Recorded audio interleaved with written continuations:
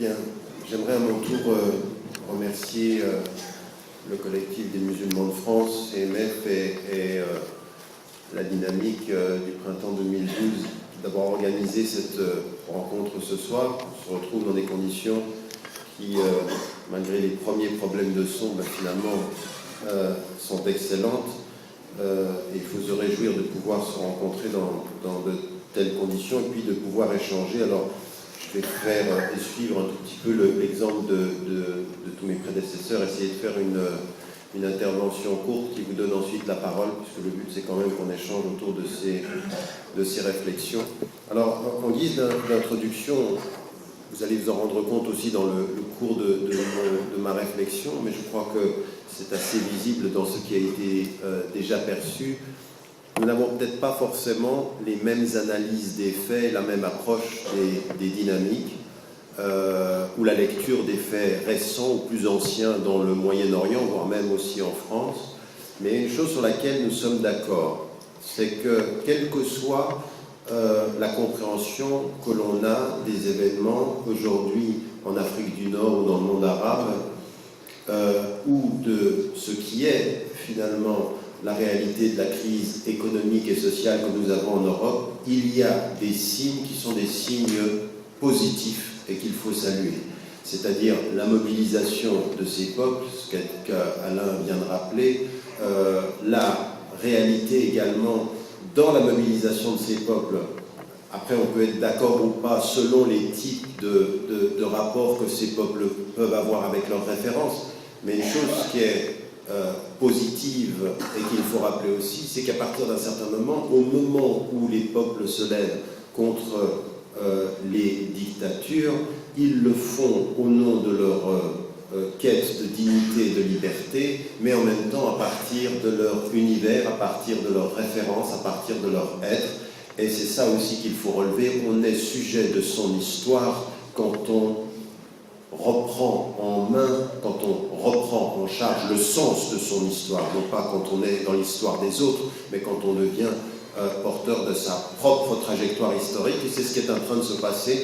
Donc là, il y a des choses qui sont positives, et de la même façon, quand nous avons les mouvements qui sont les mouvements d'occupation, ce qu'on a vu aux États-Unis, à Wall Street, ce qu'on a vu à Londres, ce qu'on a vu aussi les mouvements des indignés en Espagne, ou ce qui s'est passé en Grèce, vous avez aujourd'hui des femmes et des hommes qui, sans toujours être au clair sur ce que va être la vision de l'avenir, ce qui est clair, c'est le refus de l'état actuel du monde, en disant ce ne peut pas être ce que vous nous avez vendu comme de la démocratie, à savoir que nous avions le choix de notre société, il se fait ailleurs. Des gens sont élus et n'ont pas le choix, et ceux qui ont le choix ne sont pas des élus, et qu'ils prennent la place de ces élus selon les crises. Tout cela est positif. Une conscience, quelque part dans cet univers, dans cette crise globale, est à l'œuvre, et ça, il faut la saluer.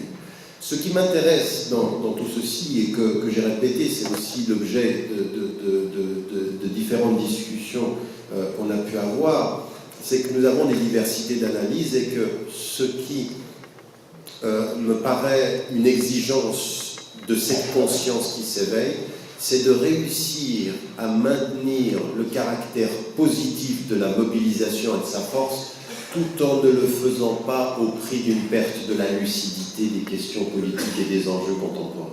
Parce que c'est le plus difficile, être énergique quant à la volonté et au pouvoir de dire non, et rester lucide quant aux potentialités d'aliénation, de manipulation ou finalement de désorientation ou même de récupération des mouvements. Et ce que l'on voit aujourd'hui, bon, encore une fois, ça a toujours été le cas dans les débats que j'ai eus avec Alain Grèche, j'ai toujours été plus pessimiste que lui. Sur le plan de mes analyses, il a toujours été beaucoup plus porteur de... Et je pense que ça n'est pas avoir raison ou avoir tort, c'est juste des constats où je vois, où je suis, je ne sais pas si on peut dire plus prudent, en tout cas, beaucoup de choses m'interpellent dans ce qui est en train de se passer. Je suis d'accord sur un certain nombre de points, c'est un tournant historique, des choses changent et il n'y aura pas de retour en arrière, mais je ne vois pas ce qui est en train de se passer dans le monde arabe comme ce qu'on nous a présenté, et uniquement comme ce qu'on nous a présenté, c'est-à-dire un effet domino où les peuples se suivent les uns après les autres. C'est vrai quant à l'énergie populaire, c'est moins vrai quant au choix politique. Je vois ceci beaucoup plus comme un jeu d'échecs dans lesquels il faut analyser pays par pays en se rendant compte des connexions qu'il peut y avoir. Et ça me paraît être aussi, à mon sens, une nécessité de la lucidité et non pas de l'émotivité. Moi, encore une fois, je vous l'ai déjà dit pour certains d'entre vous quand vous êtes venus à d'autres rencontres ou d'autres sont nouveaux. J'ai pu ici m'exprimer dans les textes que j'écris chaque semaine sur le site, mais j'ai des retours de gens qui sont tellement dans l'énergie positive que toute critique est perçue comme une remise en cause de l'énergie populaire. Non, c'est pas du tout ça. L'énergie populaire, Dieu sait si je suis du côté de ceux qui, sur Midan et Tahrir aujourd'hui, disent et répètent qu'ils ne veulent pas que l'armée manipule ce qui est en train de se passer en Égypte. Dieu sait si je suis de ceux qui, aujourd'hui, soutiennent ce qui est en train de se passer dans la mobilisation syrienne ou dans la mobilisation au Bahreïn. Mais en même temps, être du côté de ceux qui se mobilisent ne veut pas dire qu'il faille émotivement devenir aveugle à des enjeux qui sont réels, je veux dire, penser aujourd'hui que les Américains ou que les Européens ont perdu pied au Moyen-Orient, pour moi, c'est un vrai problème. Je pense que les enjeux sont je ne pense pas qu'on va laisser faire les choses en Égypte aujourd'hui de la façon dont les choses se passent, en sachant quelles pourraient être les conséquences, même par rapport au conflit israélo-palestinien ou aux enjeux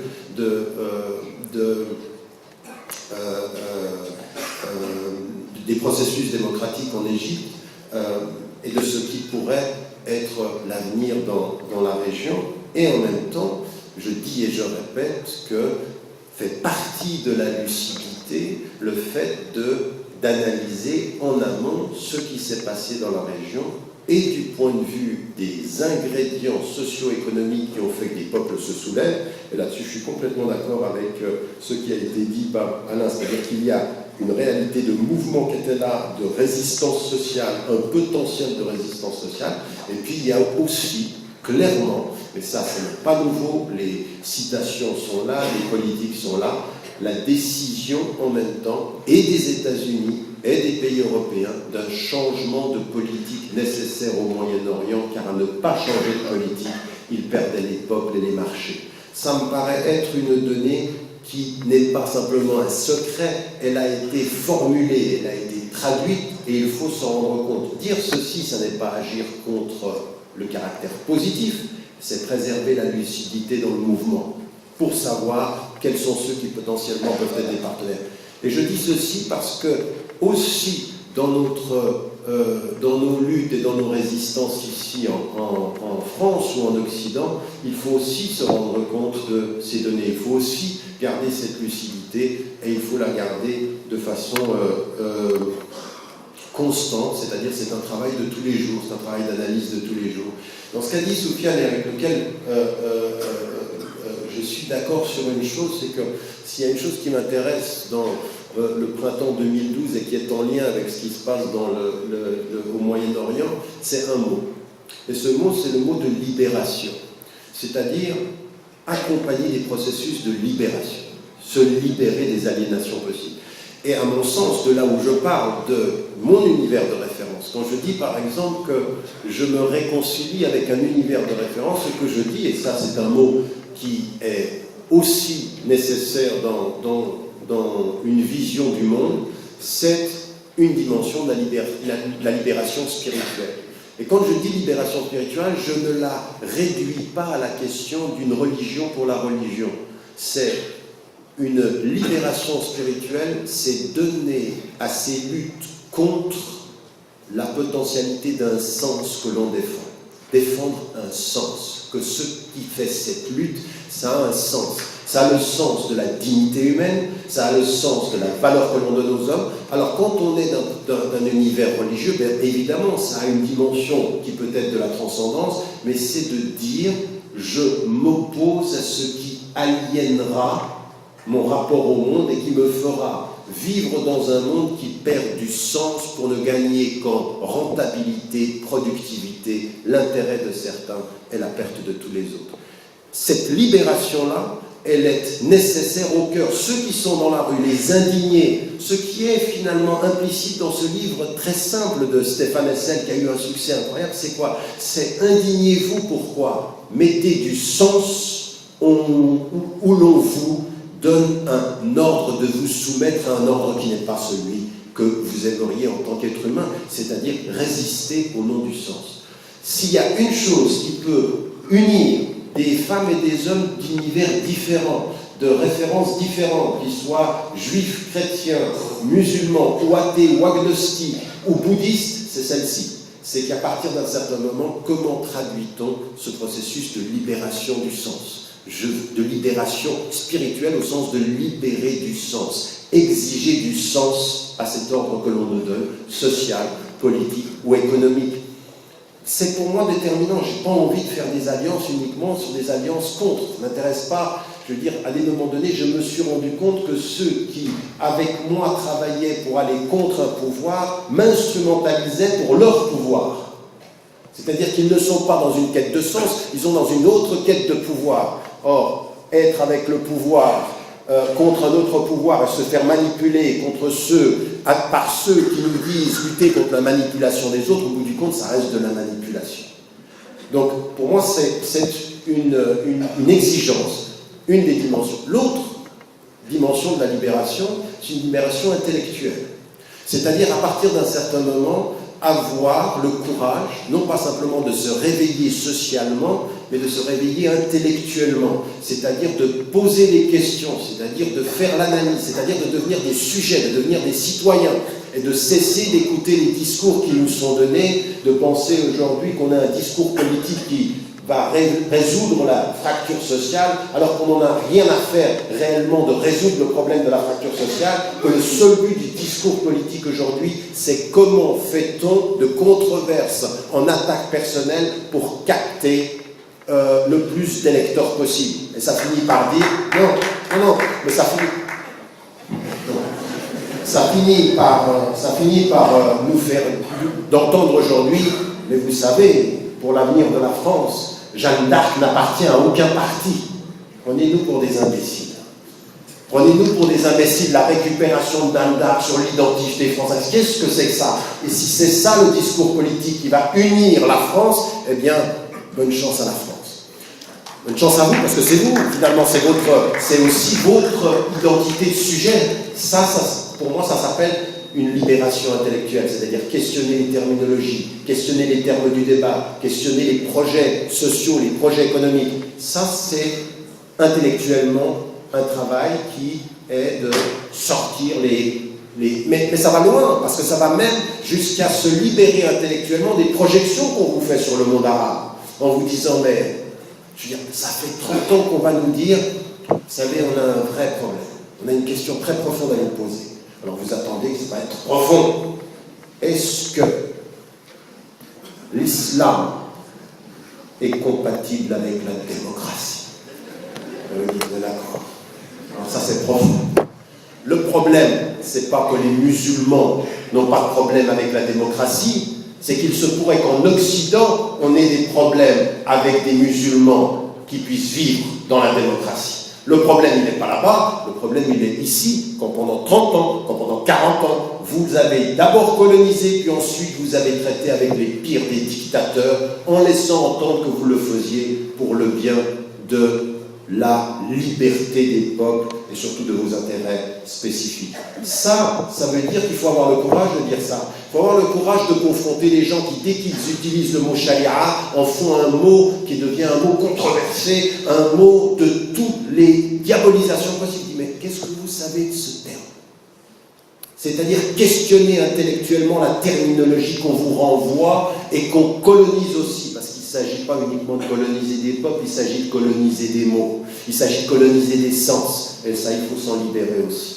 Donc il faut questionner ceci, et ça c'est notre travail. Si on ne le fait pas là où nous sommes, dans la langue qui est la nôtre, dans la langue qui est la vôtre, eh bien, ne vous attendez pas à être mieux compris si vous ne faites pas le travail de mieux traduire. Dans le travail de liberté intellectuelle et de libération intellectuelle. Et puis, vient dans ce processus-là tout ce dont on est en train de parler, la libération sociale, la libération politique et la libération économique. Ce processus de libération, c'est ce que je vois moi entre ce que nous faisons ici, dans un travail de résistance à un certain type de pouvoir qui nous est imposé, un pouvoir de l'aliénation, parce que, encore une fois, j'ai un vrai problème avec ce qu'on nous présente comme l'idéal de l'économie libérale, qui est un appel au consumérisme. Pour moi, ça ne peut pas être ça. Moi, j'écoute ce que dit Arundhati Roy depuis l'Inde, qui dit on nous présente l'Inde comme un pays émergent, mais au bout du compte, jamais un pays n'a été aussi corrompu. Et quand je vois ce qui se passe dans le monde arabe, je vois derrière ce qu'on appelle un souffle populaire, peut-être quelque chose qui est le contraire de ce que l'on croit, l'entrée du monde arabe dans la grande économie de marché. Ouvrez les marchés, faites s'illusionner le peuple. Je ne suis pas sûr que tout ça, ce ne soit pas aussi des choses qu'il faut questionner, c'est-à-dire faire entrer les peuples dans un grand ordre du marché de la consommation. Et je ne suis pas sûr non plus que les peuples eux-mêmes soient équipés à cette résistance-là. Je ne suis pas sûr de ça. Et ce que j'entends aujourd'hui des partis islamistes qui hier étaient beaucoup plus dans la théologie de la libération, libérer les pays au nom des pauvres, sont souvent aujourd'hui pour apaiser l'Occident, acceptant l'ordre économique tel qu'il est. Ça ne veut pas dire qu'il faille simplement s'arrêter aux stratégies apparentes. Il y a un pays qui fait des choses intéressantes sur le plan de ce que disait Alain Grèche dans le rapport multipolaire. C'est la Turquie aujourd'hui qui est en train de s'ouvrir vers l'Afrique. 35 ambassades ouvertes en Afrique sur les 5 dernières années. L'ouverture sur l'Amérique du Sud. Des choses tout à fait intéressantes avec des pays d'Amérique du Sud, avec l'Afrique du Sud et avec l'Asie. Donc ils essayent de trouver dans cet ordre général, non pas une économie alternative, mais questionner l'ordre par la diversité des alliances.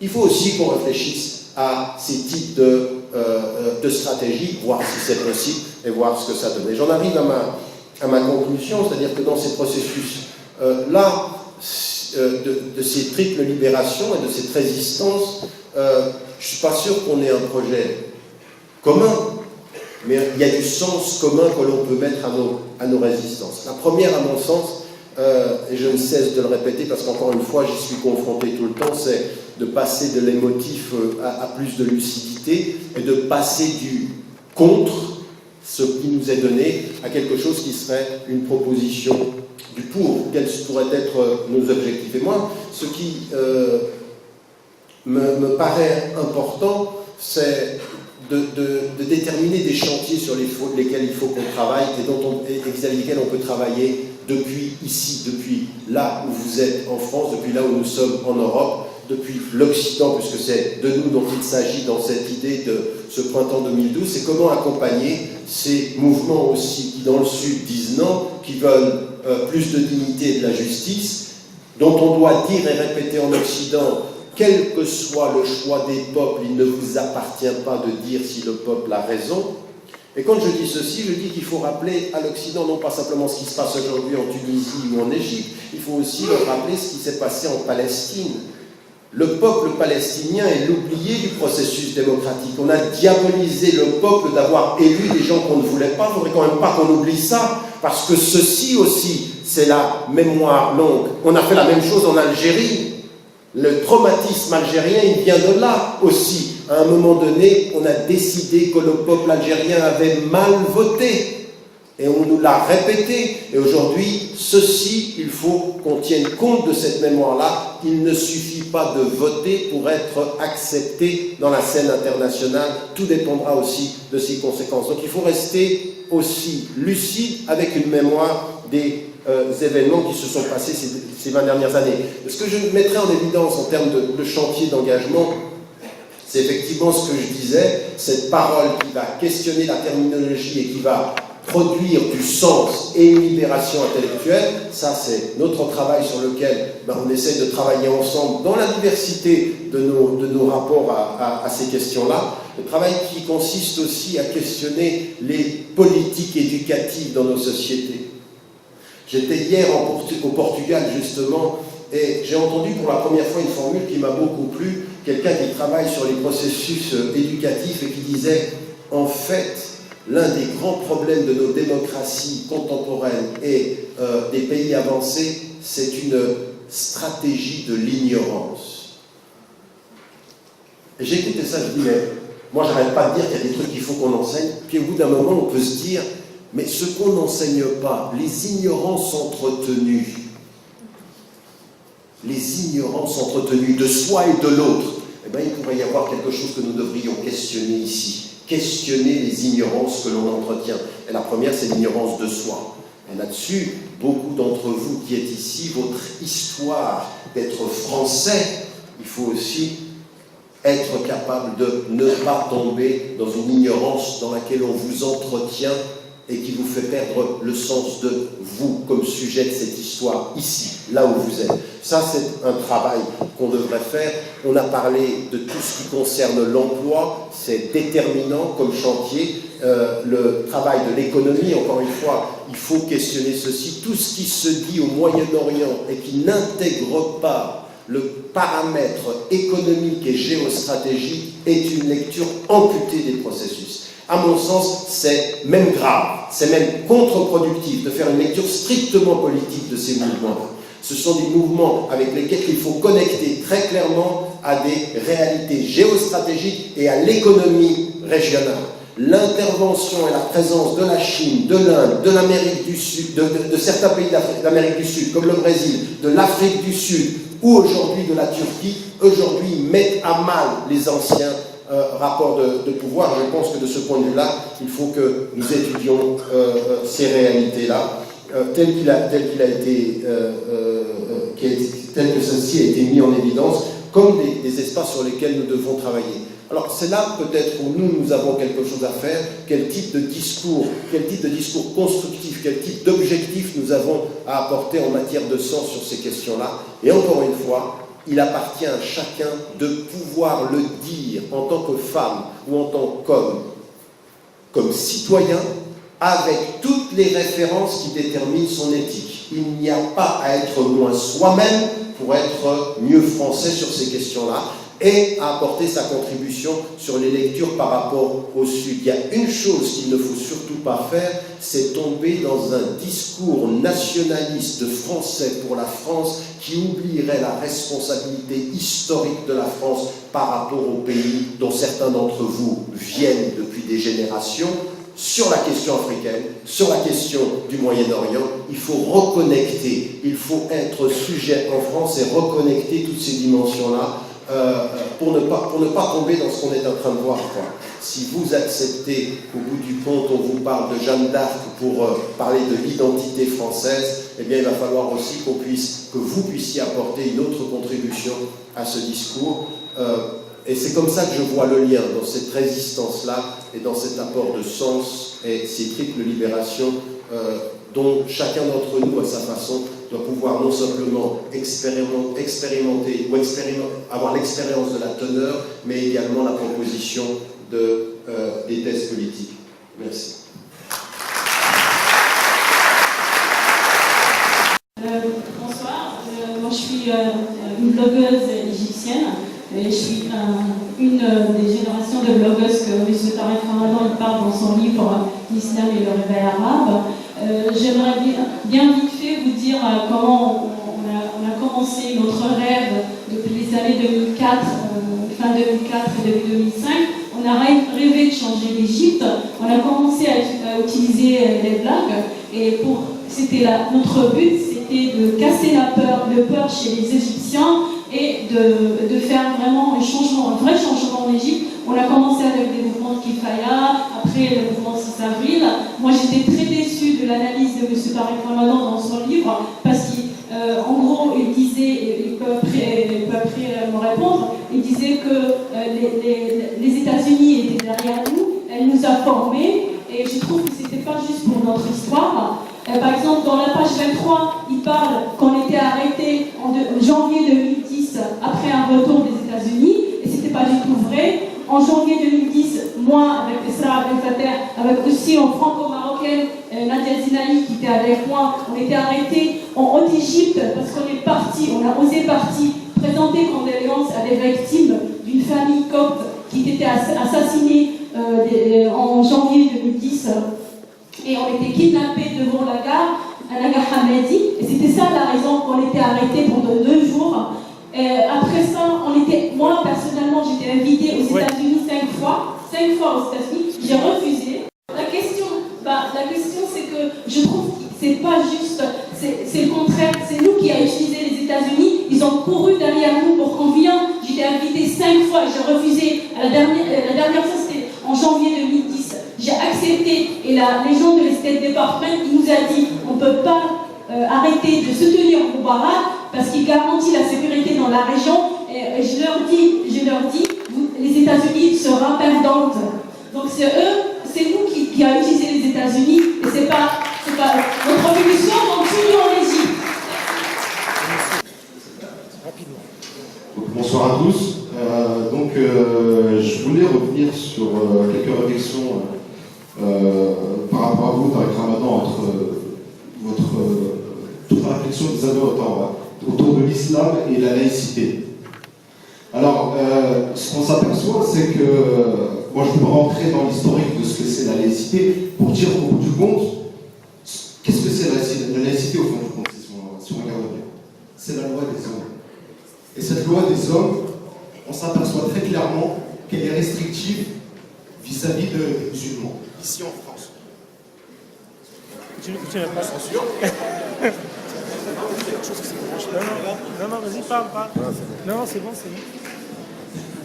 Donc on s'aperçoit très clairement que cette laïcité, pour la définir comme la loi des hommes, elle est restrictive vis-à-vis des musulmans. Ça, on l'aperçoit très clairement.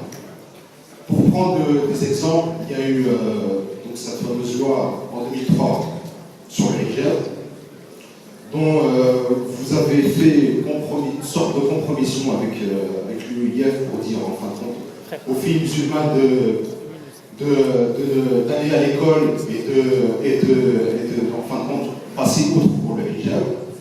Donc en fin de compte, je peux quand même, donc tout ça pour dire, bon, je ne vais pas aussi faire plus long. Monsieur Ramadan, vous savez très bien que le prophète, quand il était à la Mecque, il a reçu la révélation.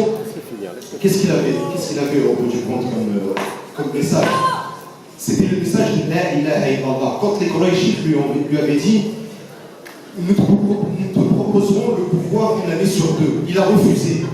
Il a eu toutes sortes de propositions des pouvoirs et il a refusé. Il a refusé très clairement. Parce que son seul but c'était de dire La ilaha illallah, un message de libération dont nous savons. Et ce que je voudrais dire, juste pour terminer là aussi, vous savez, je termine là-dessus, dernière chose et je laisse. Pour citer juste un verset du Coran. Merci de laisser terminer. Merci. Juste pour citer un verset du Coran, M. Ramadan, qui est dans Surat At-Tawbah, verset 33. Donc Allah subhanahu wa ta'ala nous dit, et c'est lui qui a envoyé son messager avec la religion de vérité. La religion de vérité, vous comprenez bien, pour qu'elle triomphe au-delà de toute autre religion. Elle triomphe au-delà de toute autre religion. N'en déplaise aux associateurs. C'est ce que nous dit Allah subhanahu wa ta'ala encore. Et pour terminer aussi sur le... Merci de laisser terminer. Merci. Un dernier hadith. Le hadith. Le prophète nous dit aussi... Je termine. Le prophète nous dit quoi? Il nous dit aussi dans un hadith, et tenez-vous à ma sunna et à la sunna des califes guidés. Et mordis-y avec vos molaires. Avec